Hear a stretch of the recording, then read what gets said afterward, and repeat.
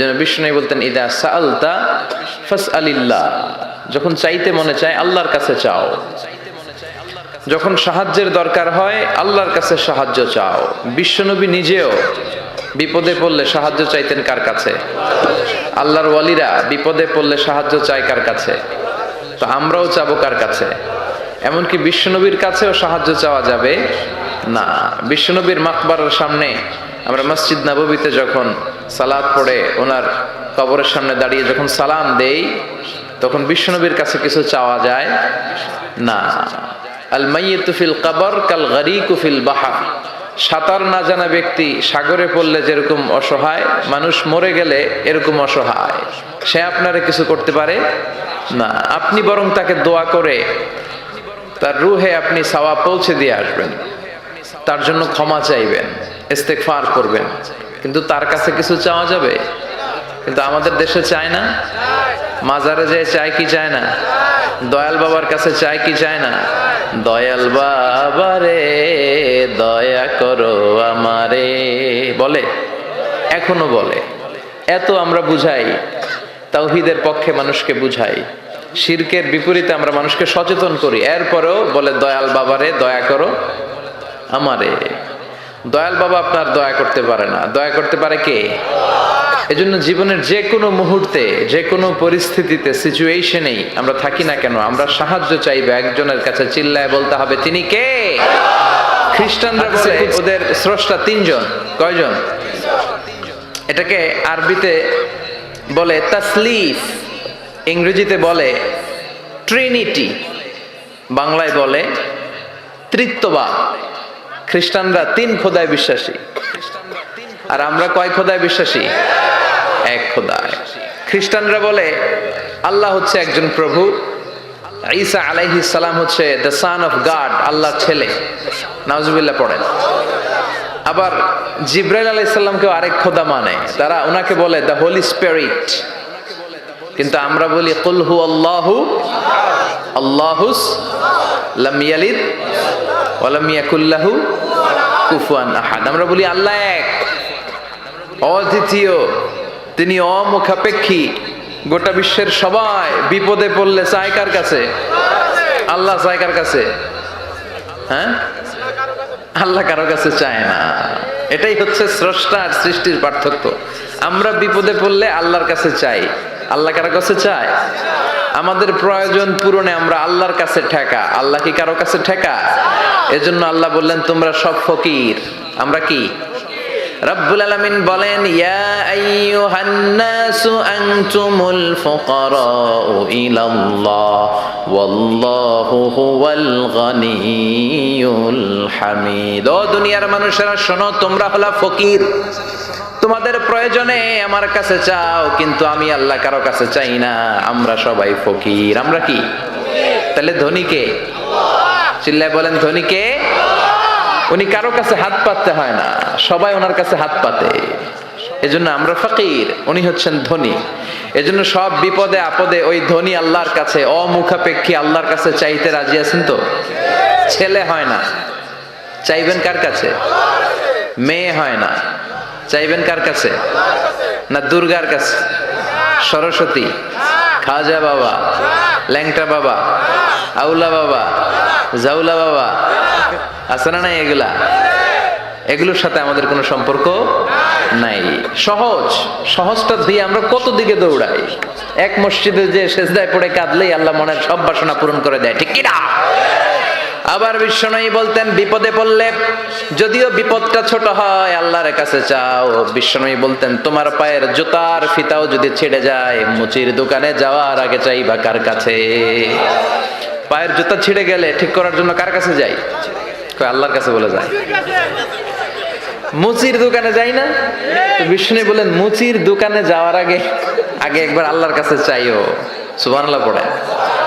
বিশ্বনবী নামাজ শেষ করলেন, নামাজ শেষ করে বিশ্বনবী সাহাবাদের দিকে মুখ ফিরিয়ে বসতেন আর বলতেন আল্লাহু আকবার। কি বলতেন? তিনবার পড়তেন আস্তাগফিরুল্লাহ আস্তাগফিরুল্লাহ আস্তাগফিরুল্লাহ। তারপর তিনি অনেক আজকার পড়তেন, আজকারুস সাবাহ ওয়াল মাসা, সকাল সন্ধ্যার জিকিরগুলো পড়ে উনি ওনার জিহ্বাটারে সিক্ত করে রাখতেন। আমাদের সময়ই হয় না, আমরা নামাজের পরে আল্লাহুম্মা আমিন, ইয়া আরহামার রাহিমিন, সব শেষ।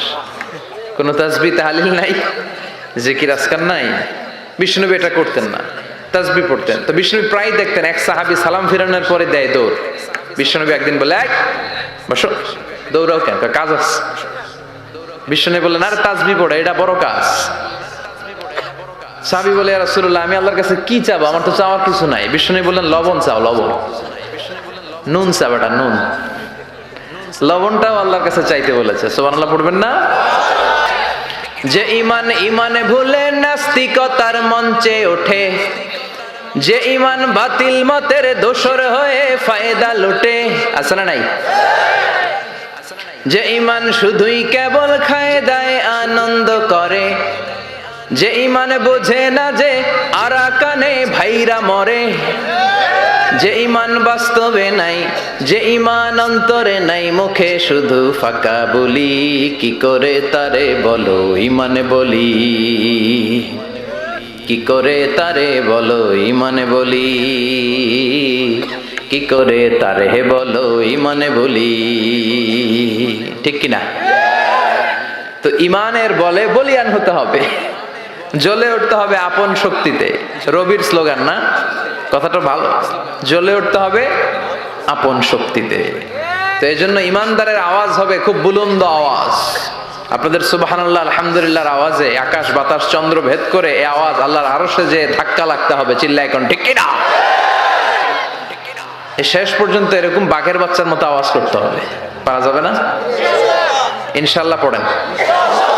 শুকরিয়া জ্ঞাপন করে যে আল্লাহ তাআলা এরকম চমৎকার পরিবেশে আমাদেরকে আসার বসার তৌফিক এনায়েত করলেন। আসুন হৃদয় নিংড়ানো মনের সবটুকুন ভালোবাসাকে উজাড় করে দিয়ে সিংহ শার্দুলের মতো গর্জন করে আকাশ বাতাস প্রকম্পিত করে মন প্রাণ বুক মুখ একসাথে করে দেহের সবটুকুন শক্তি গলার এই মাঝ বরাবর এনে আমরা চিৎকার করে পড়ি কালিমাতুশ শুকুর আলহামদুলিল্লাহ। সবাই পড়েন রব্বানা লাকাল হামদ হামদান কাসীরান তাইয়িবান মুবারাকান ফীহি ইয়া রাব্বি লাকাল হামদু কামা ইয়ানবাগি লিজালালি ওয়াজহিকা ওয়া আযীমি সুলতানিকা লাকাল হামদু বিল ঈমান লাকাল হামদু বিল ইসলাম লাকাল হামদু বিল কোরআন। প্রশংসা করলাম কার? আল্লাহর নাম জপতে কেমন লাগে? সবার ভালো লাগে? তাহলে আল্লাহর একটা ডাক দেন, বলেন ইয়া আল্লাহ। আবার ডাকেন, বলেন ইয়া আল্লাহ। আর জোরে ডাক দেন, পড়েন ইয়া আল্লাহ। আল্লাহ তুমি কবুল করো। ডাকলেই তিনি সাড়া দেয়, ডাকলেই। তবে ডাকার মতো ডাকতে হয়, ঠিক কি না? ডাকার মতো ডাকলে তিনি সাড়া দেয়। সাড়া দেওয়ার জন্য তিনি বসে আছে 24/7, সপ্তাহের 7 দিন, দিনের 24 ঘন্টা, মাসের 30 দিন তিনি বসে আছে যে বান্দারা আমাকে ডাকে না কেন? ডাকলেই তিনি ডাকে সাড়া দেয়। চিল্লা এখন ঠিক কিনা? আল্লাহ তুমি আমাদেরকে বুঝার তৌফিক দান করো। আজকের এই জামায়াত হওয়াটা, এই মাহফিলটাকে তুমি আমাদের নাজাতের ওয়াসিলা বানাও। আজকে যেন আমরা কিছু শিখে যেতে পারি কোরআন থেকে, এবং সেগুলো নিজেদের জীবনে বাস্তবায়ন করার মধ্য দিয়ে আমরা যেন জান্নাতের উপযুক্ত হতে পারি। আওয়াজ করে পড়েন আমিন। লক্ষ্মীপুর দৌলত খা বাড়ি কসবা ব্রাহ্মণবাড়িয়ার উদ্যোগে আজকে তাফসীরুল কোরআনের মাহফিল 8ই জানুয়ারি। বিশ্বনবীর মর্যাদাকে আল্লাহ তাআলা আকাশচুম্বী করেছে।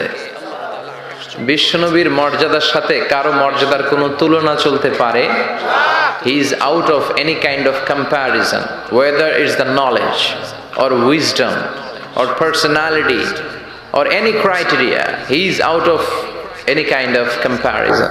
সব ধরনের তুলনার ঊর্ধ্বে আমার নবী, ঠিক কি না?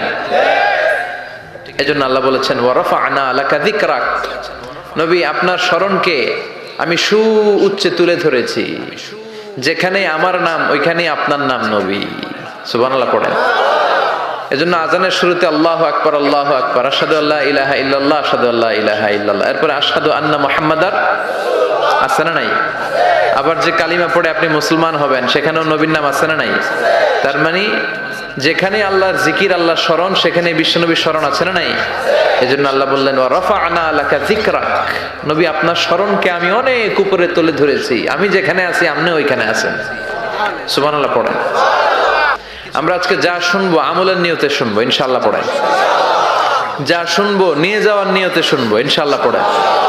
যা শুনবো আমার আখিরাতটারে সুন্দর করার নিয়তে শুনবো, চিল্লায় পড়েন ইনশাআল্লাহ। আমরা আজকে কথা শুনবো সূরাতুল মুমিনুন থেকে। কোত্থেকে? সবাই বলেন কোন সূরা? আমরা হচ্ছি আল মুমিনুন, মানে বিশ্বাসী। আমরা কি? বিশ্বাসী। মুমিনুন, আমরা যে মুমিন, কোনো সন্দেহ আছে? কথা বলেন, সন্দেহ নাই। তো আমাদের নামে আল্লাহ তাআলা কোরআনে একটা সূরা ডেডিকেট করলেন। আবার মুমিনুনের বিপরীত হচ্ছে কাফিরুন। এই কাফেরদের নামে তো সূরা নাই না কোরআনে? আছে। কি নাম? সূরাতুল কুল ইয়া আইয়ুহাল কাফিরুন। আল্লাহর ব্যালেন্সটা দেখেন, শুধু মুমিনদের নামে সূরা দিলেন না, মুমিনদের নামে তো দিলেনই, আবার কাফিরদের নামেও দিলেন। সুবহানাল্লাহ। আবার মুমিন আর কাফেরের মাঝখানে আর একটা দল আছে, মুমিনও না কাফেরও না। মুমিনও না কাফেরও না, এদের ভিতরে এক, বাইরে আরেক, এদেরকে চিনা বড় দায়। এরা সব সময় দোদুল্যমান, এরা এদিকেও আছে ওদিকেও আছে। যেই দিকে বৃষ্টি ওই দিকে ছাতা ধরে। এই সরকার ক্ষমতায় আসলে এদেরকে তেল মারে, আবার ওই সরকার আসলে এগারো তেল মারে। এখন অবশ্য এত সুযোগ নাই, এখন আমগো সরকার একটা। কথা কন। আগে কখনো যাইতো এদিকে, আবার যাইতো এদিকে, এখন সব সময় একদিকে। আছে না নাই? ভালো চলুক, শান্তিতে চলুক, হ্যাঁ, দুর্নীতি না থাক, সন্ত্রাস না থাক, আমরা এটা চাই। আমরা সাধারণ মানুষ এত রাজনীতির প্যাচগোছ বুঝি না। আমরা চাই শান্তি। আমরা চাই কি? আমরা চাই দুবেলা দুমুঠো ভাত, আমাদের সিকিউরিটি, আমাদের নিরাপত্তা, আমাদের ইসলাম। যে দেশে আল্লাহু আকবার ধ্বনির সাথে সূর্য ওঠে, আল্লাহু আকবার ধ্বনির সাথে সূর্য ডুবে, সে দেশে আর কিছু থাকবে না থাক, ইসলাম থাকবেই।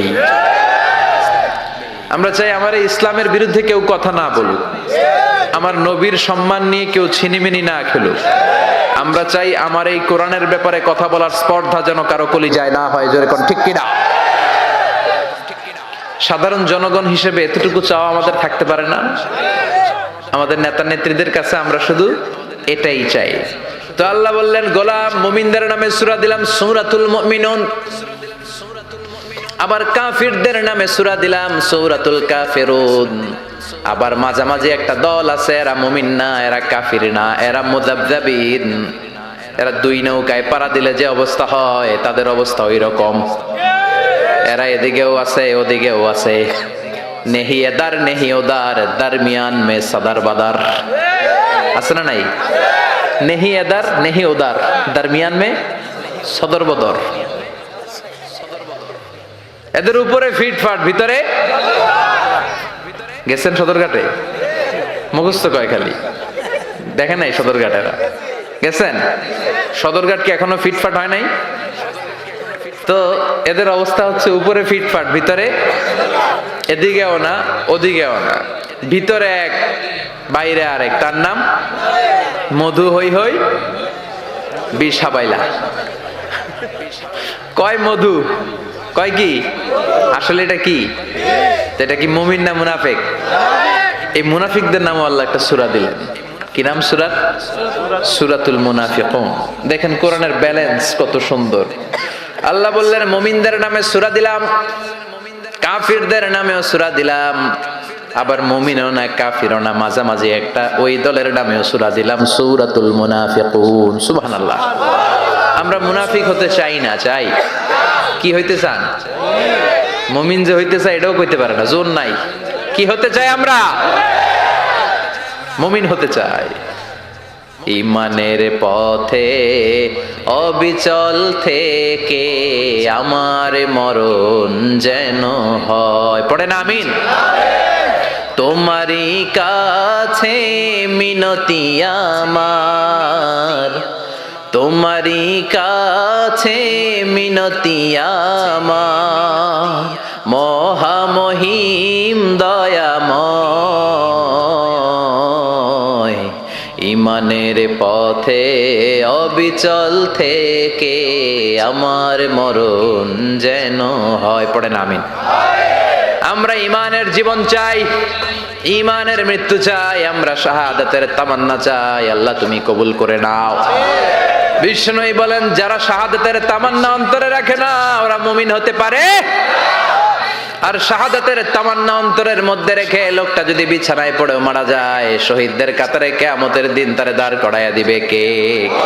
আমাকে শহীদ করে ওই মিছিলে শামিল করে নিও, যে মিছিলের নেতা মীর হামজা খোবায়েবে খাব্বাব, আল্লাহর কাছে যারা অতি প্রিয় শামিল করে নিও, আমাকে শহীদ করে ওই মিছিলে শামিল করে নিও। পড়েন আমিন।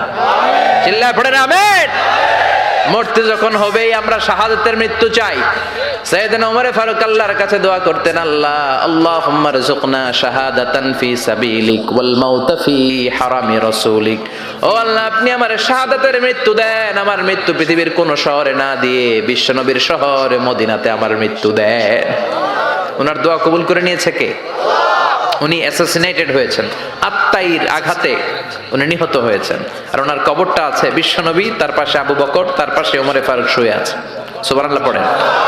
দুই সাথীকে পাশে নিয়ে হায় ঘুমিয়ে আছে নিঝুম নিরালায়, আমি সইতে পারি না বিরহ জ্বালা, ধন্য করো দিদারে ডেকে লও মাবুদ আল্লাহ, রওজা পাকের কিনারে। ঠিক কিনা?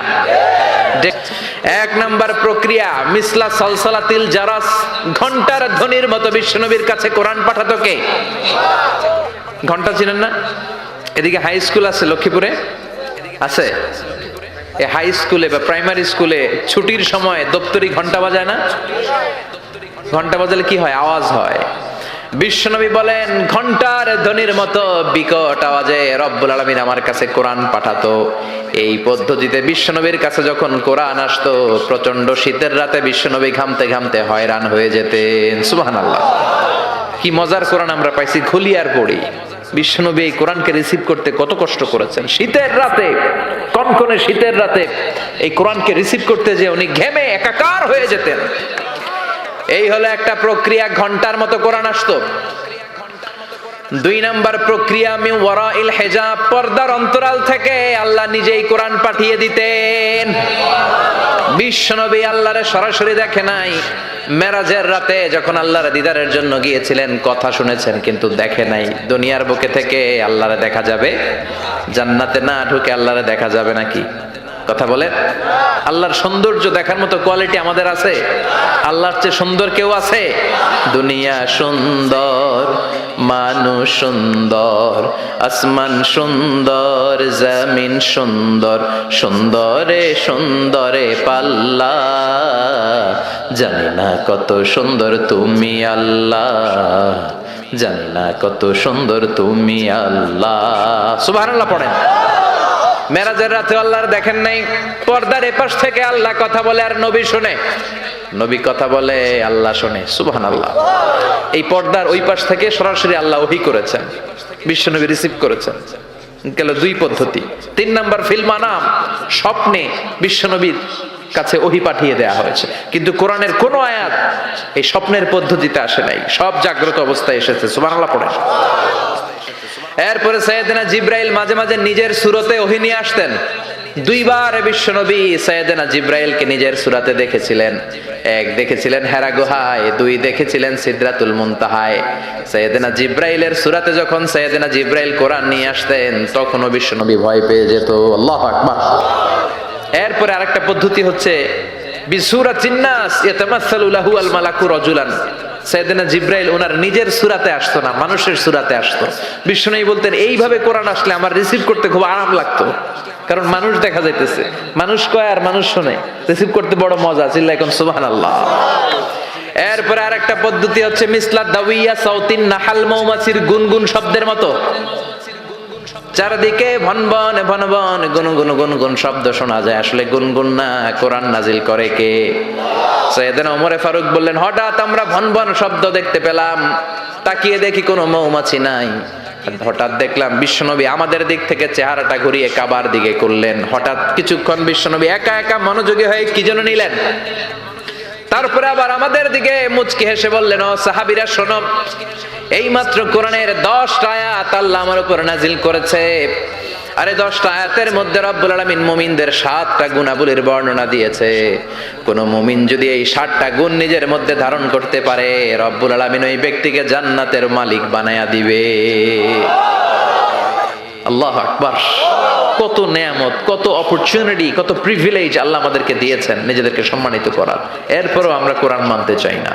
7টা গুণ শুনবো আজকে মুমিনের। কয়টা? চিল্লায় বলেন সবাই, কয়টা গুণ শুনবো? 7টা গুণ। বিশ্বনবীর ইন্তেকালের পরে সাহাবারা মা আয়েশার কাছে যে বলে, ও আম্মা, আমাদের নবী কেমন ছিল বলেন? মা আয়েশা বলতেন, কানা খুলুকুহু আল কোরআন। বিশ্বনবীর চরিত্র ছিল কোরআনের চরিত্র। কিসের চরিত্র? পুরো 30 পারা কোরআনে থিওরিটিক্যালি যা বলে দেয়া আছে, বিশ্বনবীর জীবনীতে প্র্যাকটিক্যালি সেগুলো করে দেখানো আছে। সুবহানাল্লাহ। সাহাবারা বললেন, ও মা, এত সংক্ষেপে কেন বলেন? একটু বিস্তারিত বলেন, আমার নবীর চরিত্র কেমন ছিল? মা আয়েশা বললেন, ও সাহাবারা, তোমরা কি কোরআনের 23তম সূরা সূরাতুল মুমিনুনের প্রথম 10টা আয়াত তেলাওয়াত করো নাই? এই প্রথম 10টা আয়াতের ভিতরে যেই গুণের কথা আছে, সবগুলো গুণ দিয়ে তোমাদের নবীর জীবন সাজানো ছিল।